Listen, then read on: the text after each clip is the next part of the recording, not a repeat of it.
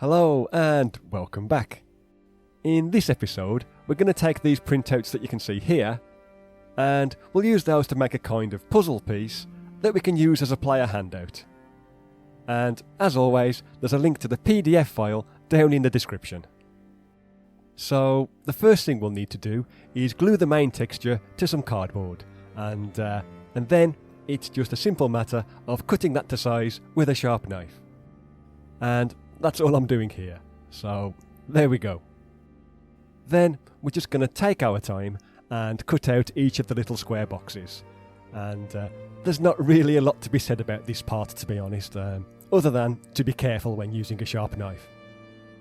Though, that being said, I will say that I've gone for a really quick and easy assembly for this piece, and I've just used whatever cardboard I had to hand, because it's probably something we'll only ever get to use once or twice, so it seems a little bit pointless to spend too much time making it.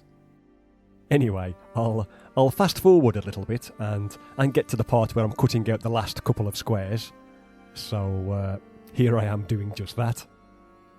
There we go, and with any luck, this is the kind of thing that we should be left with. Okay, next we'll glue the plain stone texture to some more cardboard, and I've made sure that this piece is a little bit bigger than the piece that we just made. And all we're going to do now is apply plenty of glue to the back of the first piece, and as you can see, I'm just using a regular glue stick, and I really am making sure that there's plenty of glue on this, especially around the edges.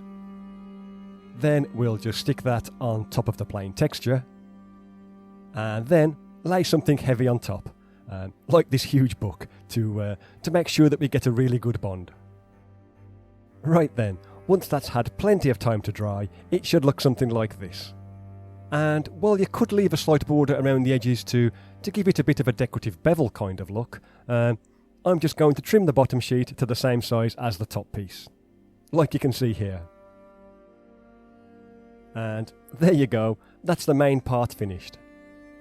Now for this last part, we'll take the letter pieces, glue those to some cardboard, and then simply cut all of those to size, so that we end up with 18 different letters that can be slotted into the puzzle.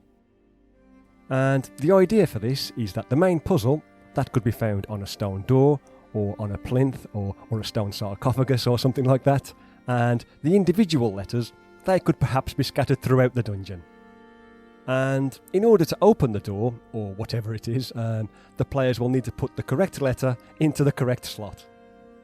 Anyway, I'm not going to solve the riddles for you right now, but if you hang around until after the credits, I'll post the answers there, so consider that part of the video a bit of a spoiler. But yeah, that's it for this one. I know this was a bit of a short episode, but I do like to change things up every now and again, so that there's more to the channel than just tiles and terrain, and I think I'm going to include this puzzle in the little Goblins adventure that I'm writing, so if nothing else, it'll see some use there. And as I say, if you want the answers to the riddles, then just hang around until after the credits. If not, bye for now.